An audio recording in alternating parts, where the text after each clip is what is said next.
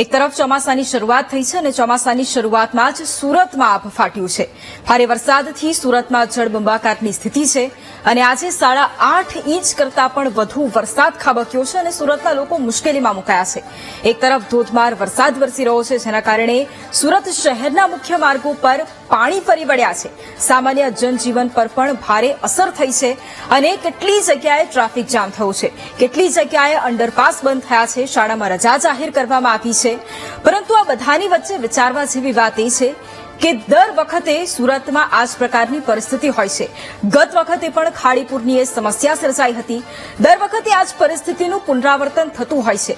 સૌથી મોટી વાત એ છે કે દક્ષિણ ગુજરાતમાં અતિભારે વરસાદની આગાહી કરવામાં આવી હતી અને છતાંય તંત્ર આ સમયે ઊંઘતું રહ્યું, કારણ કે જે પરિસ્થિતિ સુરતની જોઈ રહ્યા છે, અલગ અલગ દ્રશ્યો પણ વહેલી સવારથી આપણે જોયા છે, જેમાં સુરતના ચારે કોર પાણી જ પાણીના દ્રશ્યો આપણે જોયા છે। અને આ બધી જ પરિસ્થિતિને જોતા સવાલ એ થાય છે કે ડાયમંડ સિટી જેને આપણે કહીએ છીએ તે પાણી પાણી થઈ જાય છે અને છતાંય તે માટે કેમ કોઈ કામગીરી નથી કરવામાં આવતી। ડાયમંડ સિટી જ્યારે પાણી પાણી થાય છે તો તેના માટે જવાબદાર કોણ છે? પ્રિમોન્સૂન કામગીરીની મોટી મોટી વાતો કરવામાં આવે છે તો પછી પાણીનો નિકાલ કેમ નથી થતો? એસએમસીના અધિકારીઓ કોઈ પણ વ્યક્તિને અથવા તો કોઈ નેતાઓ હોય તે શું ખરેખર જનતાને પૂછવા માટે જાય છે? આ પરિસ્થિતિ વિકટ બની છે, પરંતુ એ સામાન્ય જનતાને કોણ પૂછે છે? સુરત પાણી પાણી થયું છે અને છતાંય પદાધિકારીઓ કેમ ઊંઘી રહ્યા છે, એ સૌથી મોટો સવાલ છે। અને આ તમામ પ્રશ્નો પર આજે કરીશું મહામંથન।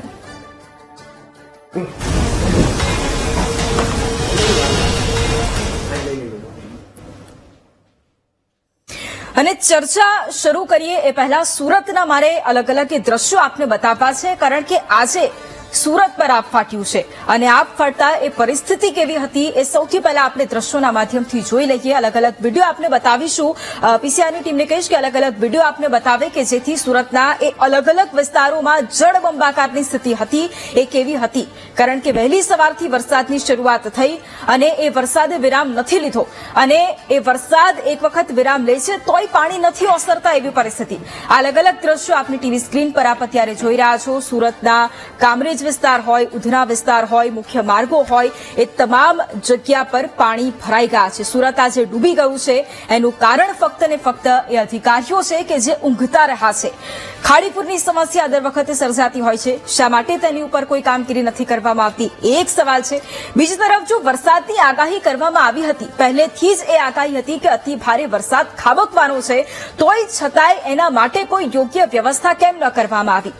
પ્રી મોન્સૂન કામગીરીની મોટી મોટી વાતો થતી હોય છે। સામાન્ય રીતે ઉનાળાનો એ સમયગાળો અને ત્યારબાદ સતત પ્રી મોન્સૂનની કામગીરી જેની વાતો માત્ર કરવામાં આવતી હોય છે, પરંતુ એ માત્ર કાગળ પૂરતી રહી જાય છે, કારણ કે જમીની વાસ્તવિકતા જ્યારે આપણે આપણી બાજુમાં એટલે કે ટીવી સ્ક્રીનમાં જોઈ રહ્યા છે ત્યારે એ જમીની વાસ્તવિકતા આપણને કંઈક અલગ જ દેખાય છે, કારણ કે જે અધિકારીઓ હોય છે તે એસી ઓફિસમાં ઊંઘતા હોય છે, કદાચ તેમને આ પરિસ્થિતિ નથી દેખાતી અને એના કારણે સામાન્ય જનતાને ભોગવવાનો વારો આવે છે અને સામાન્ય જનતા આજે પીડાઈ રહી છે, કારણ કે લોકોના ઘરોમાં પાણી ઘૂસ્યા છે, લોકો પરેશાન થઈ રહ્યા છે અને કેટલી તરફ જળબંબાકારની સ્થિતિ, લોકો ફસાઈ ગયા છે। અને એ દ્રશ્યો પણ વારંવાર અમે આપણે એટલા માટે બતાવી રહ્યા છે કારણ કે એ સુરતની જે પરિસ્થિતિ છે એને ઉજાગર કરી રહી છે।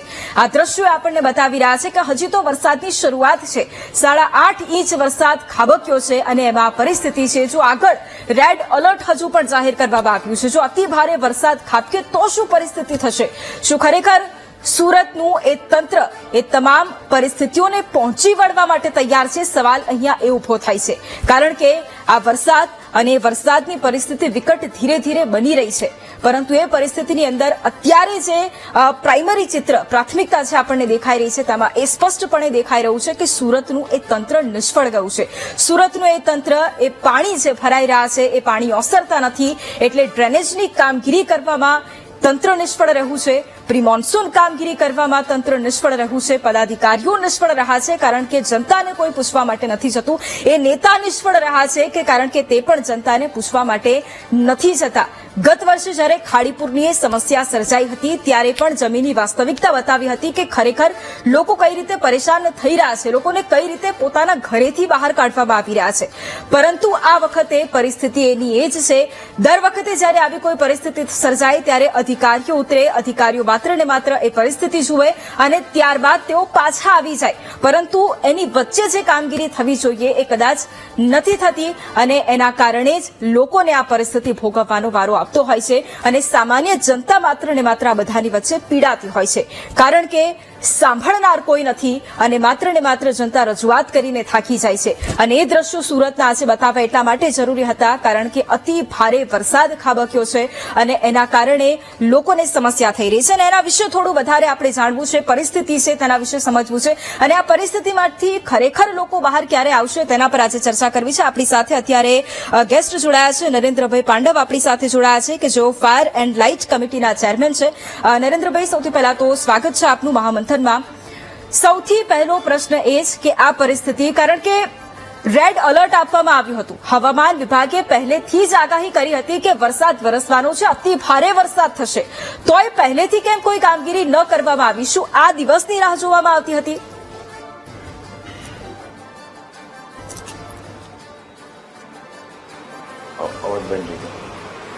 નરેન્દ્રભાઈ, અવાજ આવી રહ્યો છે મારો? અવાજ બંધ થઈ ગયો બેનનો. અવાજ આવી રહ્યો છે મારો? ફરી એક વખત તેમની સાથે. ઓકે જી નરેન્દ્રભાઈ, અવાજ આવી રહ્યો છે? પ્રશ્ન એ છે કે અત્યારે જે પરિસ્થિતિ સુરતની છે અને પહેલેથી જે આગાહી હતી કે ભારે વરસાદ ખાબકવાનો છે દક્ષિણ ગુજરાતમાં અને રાજ્યભરમાં, છતાંય કોઈ યોગ્ય કામગીરી ન કરવામાં આવી. કેમ આ પરિસ્થિતિની રાહ જોવામાં આવી? શું આ દિવસની રાહ જોઈ રહ્યા હતા? બેન, એક તો પહેલી વાત, મારો કતારગામ વોર્ડ નંબર 7 લાગે છે જી અને હાલમાં હું લાઇટ એન્ડ ફાયરના વાઇસ ચેરમેન તરીકે છું. અને જ્યારે આ થયું ત્યારે આગાહી હતી પણ મેં પરિસ્થિતિ જોયા, સ્થળ ઉપર જોઈ એટલે પહેલા તો જે બાળકોને જે એક્ઝામો હતી એમાં લાઇટ એન્ડ ફાયરને જેટલા અમારા કોલ આવ્યા કે જે વિદ્યાર્થીઓને અમારે સ્કૂલે પહોંચાડવાના હતા તો તેઓને સ્કૂલે પહોંચાડ્યા, જેની એક્ઝામની એની જિંદગીમાં તકલીફ ના પડે એટલે પહેલું કામ અમે એ કર્યું છે, મારી ફરજમાં આવતું તે.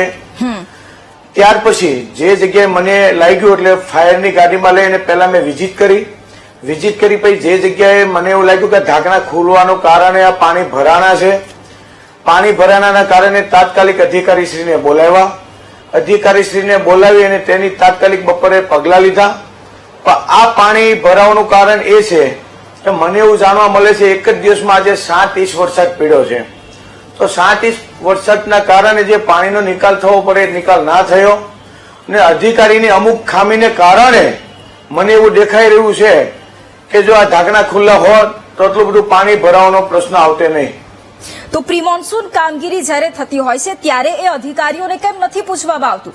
આ પરિસ્થિતિ દર વર્ષે સુરતમાં સર્જાય છે, એવું નથી કે આ પહેલી વાર. ગત વખતે પણ ખાડીપુરની સમસ્યા અમે જોઈ છે અને એના કારણે લોકોને શું તકલીફ થઈ એ પણ અમે જોઈ છે. તો અધિકારીઓને જે તે સમયે કેમ નથી પૂછવામાં આવતું? મેં આપને બેન જે વાત કરી છે તે કતારગામ વોર્ડ નંબર 7 મારા વિસ્તારમાં લગભગ 1 થી 2 જગ્યાએ પાણી ભરાણા. એ આના કારણે કે કંઈક ને કંઈક અધિકારીને ખામીને કારણે કે જે અધિકારીને જે આગળ જે કામ કરવું પડે એમને ખબર હતી કે વરસાદની આગાહી છે તો ખરેખર એમની ફરજ એમની આવે છે.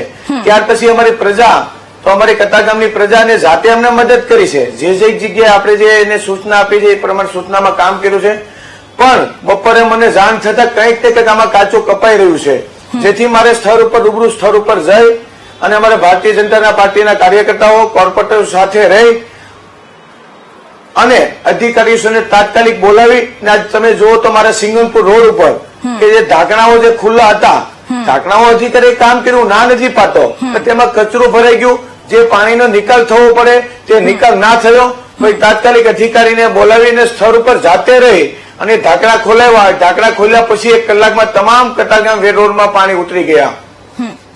વાત અહીંયા ફક્ત કતારગામ પૂરતી નથી, કારણ કે હું એવું માનું છું કે તમે ચેરમેન પણ છો ફાયર એન્ડ લાઇટ કમિટીના, એટલે અમુક મુદ્દાઓ એવા છે કે જે શહેરને પણ સ્પર્શતા હોય, એટલે ફક્ત કતારગામની અહીંયા વાત નથી. ડ્રેનેજ સિસ્ટમ દર વખતે નિષ્ફળ જાય છે, તેની ઉપર કોઈ ફક્ત ઢાંકણા ખોલી દેવાથી શું કામ થઈ જવાનું છે? ઢાંકણા ખોલી દો એટલે એ પાણી ઓસરી જાય, પછી શું? વરસાદ આવશે ફરી તેની તે પરિસ્થિતિ.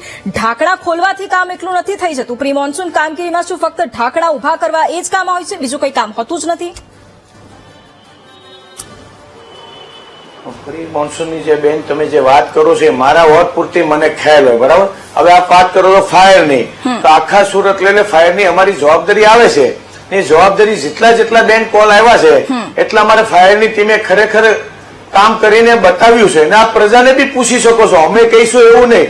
આજે કતારગામ વિસ્તારમાં મારા વેસુ રોડ ઉપર 12 વિદ્યાર્થીઓ ફસાયા હતા. તેઓને ફાયરને કોલ આવતા તાત્કાલિક ફાયર વાળા ત્યાંથી 12 વિદ્યાર્થીઓને લઈ આવ્યા. 12 વિદ્યાર્થી કતારગામ લાવી અને અમે અમારી જાતે વાલીઓને સોંપી દીધા છે. મારી ફાયર તરીકે મારી હતી સુરતમાં જે હતી એ સુરતમાં દરેક જગ્યાએ બેન અમારી ફાયરની ટીમે મદદ કરી છે. ઠીક છે, તો મને એ જણાવી દો કે આજના દિવસે કયા કયા કામ કર્યા છે તમે? વિદ્યાર્થીઓને એમના વાલીઓ સુધી પહોંચાડ્યા એ બતાવ્યું, એના સિવાય બીજા કયા કામો કર્યા છે?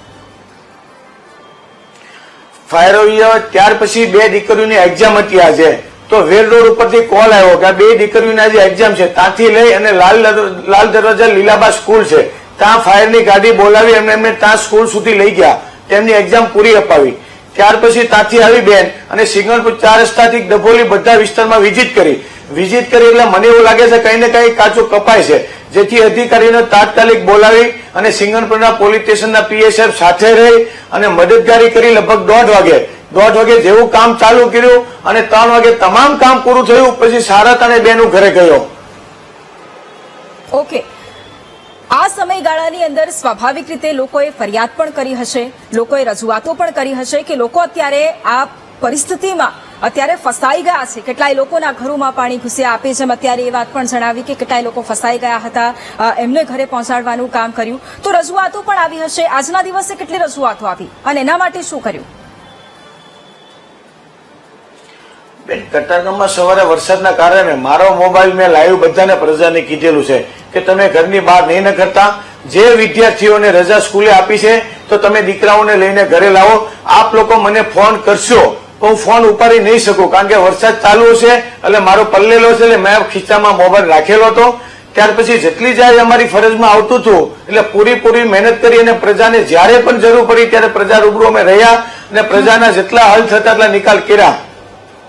ઓકે, નરેન્દ્રભાઈ, બીજો એક પ્રશ્ન એ કે આપે જે રીતે વાત કરી, આપે પોતાના વોર્ડની વાત ગણાવી, કતાર ગામમાં જે આપનો વોર્ડ આવે છે આપે જણાવ્યું, પણ એના સિવાય સુરતના મેયર આ સમયે ક્યાં હતા? શું એ રસ્તા પર ઉતર્યા છે? શું મનપાના એ પદાધિકારીઓ છે એ રસ્તા પર ઉતર્યા છે? શું એમણે એ પ્રજા જે ફસાઈ ગઈ હતી એમને આ સમયગાળામાં તકલીફ પડી, શું એમની સાથે કોઈ વાતચીત કરી છે? ના બેન, મને જાણવા છે કે અમારે લગભગ મેયરશ્રી કઈ બહાર ગયા છે એવું કે, પણ મેં કઈ એમનો કોન્ટેક્ટ કર્યો નથી. એનું કારણ છે કે અમારે અહીંથી જ પતી જતું હોય ને એમ લાગે કે અમારે તકલીફ પડે છે તો અમારે મેયરશ્રીને કહેવું પડે છે કે અમારે આગળ કરવું પડે એમ છે. તો અમારા પાવરથી અથવા અમારા કહેવાથી જો અધિકારી તો કામ થતું હોય તો પહેલા બેન અમે ઉપયોગ કરી છે. એટલે મારે લગભગ કોઈને કહેવું પડ્યું એમ નથી. ને જયારે મેં અધિકારીને ફોન કર્યા ત્યારે તરત આવી ગયા છે. ને જે મારે અધિકારીને કહેવું પડતા શબ્દ કીધેલા છે ને અધિકારી પર જે મારે પ્રશ્ન કરવાના હતા મેં પ્રશ્ન કર્યા છે ને અધિકારીને તાત્કાલિક બોલાવીને એનું બેન નિરાકરણ મેં કરેલ છે. પણ નરેન્દ્રભાઈ, પ્રશ્ન અહીંયા એ જ છે કે જયારે આવી પરિસ્થિતિ હોય તો સ્વાભાવિક રીતે કદાચ મેયર બહાર પણ હોય એ માની પણ લઈએ, પરંતુ એ તમામ કોર્પોરેટરને સાથે રાખીને આવી પરિસ્થિતિમાં કઈ રીતે પહોંચી વળવું એની તો ચર્ચા થવી જોઈએ ને, કારણ કે એ તો જનતા માટેની કામગીરી છે એટલે એ પણ થવું જોઈએ. તો પછી એ સમયે ચર્ચા કેમ નથી થતી? આપે જે રીતના વાત કરી કે મેં મારા વિસ્તારમાં આ કામ કરી દીધું એટલે પતી ગયું, શું ફક્ત પોતપોતાના વિસ્તારમાં જે તે કામ કરી દો છો એની આગળ કોઈ ચર્ચા નથી કરવામાં આવતી? શું ત્યાં સુધી જ કામ પૂરું થઈ જાય છે? આગળ શું? મેયરની પણ એ જવાબદારી છે ને કે દરેક કોર્પોરેટર પોતાના વિસ્તારમાં શું કામ કરી રહ્યા છે એની જાણકારી હોવી જોઈએ.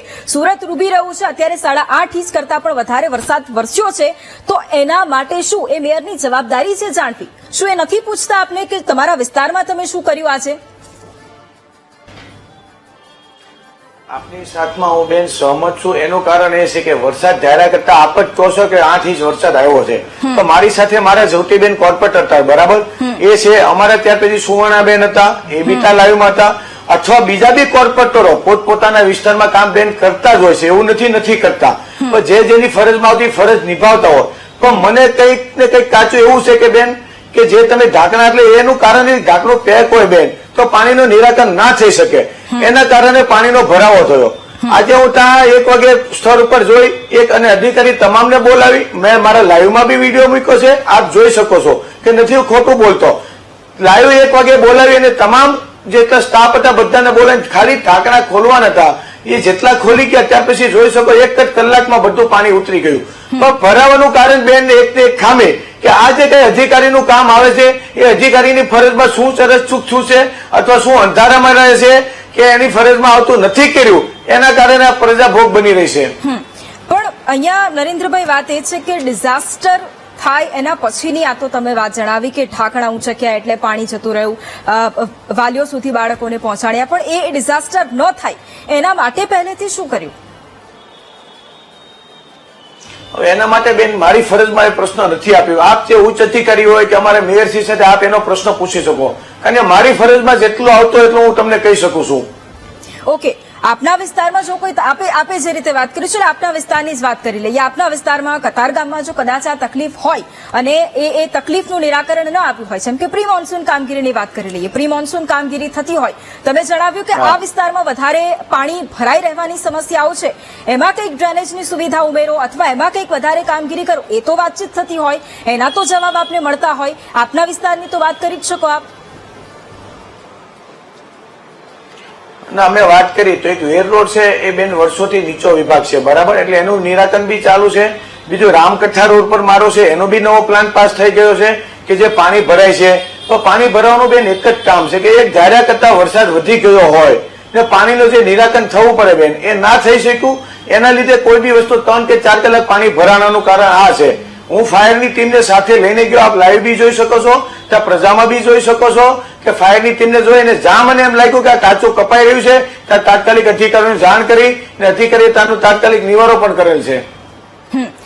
પ્રશ્ન એ વાત તમારી ચોક્કસ છે, પરંતુ બીજી વાત અહીંયા એ છે કે આવી જ્યારે પરિસ્થિતિ સર્જાય, કારણ કે દર વખતે એ જ પરિસ્થિતિ હોય છે. ગત વર્ષે પણ મેં પહેલા પણ એ જ વાત કરી કે ગત વર્ષે પણ આપણે એ પરિસ્થિતિ જોઈ, એ પરિસ્થિતિમાંથી શીખ નથી લેવાતી. પ્રોબ્લેમ ત્યાં આવીને ઉભો થાય છે કે શીખ નથી લેવાતી.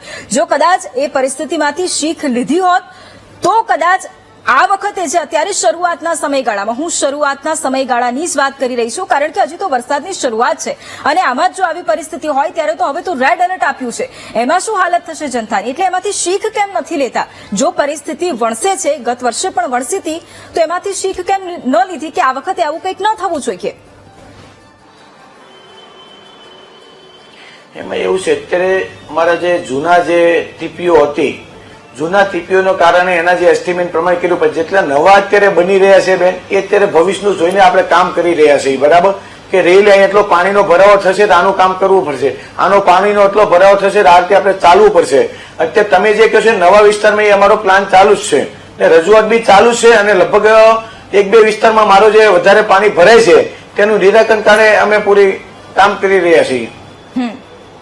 ઓકે, તો હવે જો કદાચ પરિસ્થિતિ વિકટ બને છે, કારણ કે હજુ પણ આગાહી છે સુરતના, આજે 8.5 ઇંચ કરતા વધારે વરસાદ વરસ્યો છે, આવતીકાલ માટે પણ એલર્ટ છે, તો એના માટે શું તૈયારીઓ છે? જો આજે આવી પરિસ્થિતિ થઈ તો આવતીકાલ માટે પણ કંઈક વિચાર્યું હશે? હવે મેં આવતીકાલે તાત્કાલિક મિટિંગ બોલાવી છે કતારગામ ઝોન ઓફિસના અધિકારીઓ સાથે કે હવે વરસાદ આવશે તો આપણે કઈ રીતે નિવારો કરી શકીએ, કઈ રીતે સરળતા થાય, કઈ રીતે પાણી ના ભરાય, કઈ રીતે પ્રજાને નુકસાન ના થાય, એ માટે તાત્કાલિક મેં કાલે અધિકારીશ્રીને કીધું છે. મારા કતારગામ ઝોન ઓફિસમાં એમની સાથે મારે કાલે મિટિંગ છે. ઓકે, બિલકુલ આભાર નરેન્દ્રભાઈ અમારી સાથે જોડાવા માટે અને ચર્ચામાં ભાગ લેવા માટે. તો સુરતની આ પરિસ્થિતિ જે આપણે જોઈ, એક તરફ 8.5 ઇંચ વરસાદ અત્યારે નોંધાયો છે અને આવતીકાલે પણ એલર્ટ જાહેર કરવામાં આવ્યું છે.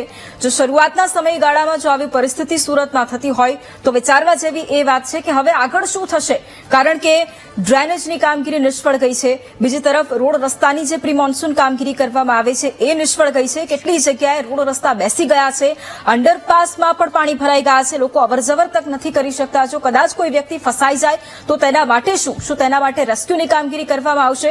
એનાથી પણ મોટી સમસ્યા ખાડીપુરની સમસ્યા દર વખતે સર્જાતી હોય છે, એના માટે શું વ્યવસ્થા છે? જો કદાચ એમાં આગળ પરિસ્થિતિ વણસે છે તો પછી તંત્ર શું કરશે? આ બધા જ સવાલો છે અને એ બધાના જવાબો લેવા પણ જરૂરી છે, કારણ કે સમસ્યા એ પ્રજાની છે. કારણ કે અંતે ઓફિસમાં એ અધિકારીઓ બેસે છે, એ નેતાઓ બેસે છે, પરંતુ સામાન્ય જનતા આમાં પીસાય છે અને પીડાય છે. એ પણ જોવું રહેશે કે જે વાતો કરવામાં આવી છે અને આવતીકાલે જો પરિસ્થિતિ કદાચ વણસે છે તો તેના માટે સુરતનું તંત્ર શું કરે છે એ પણ હવે જોવું રહેશે.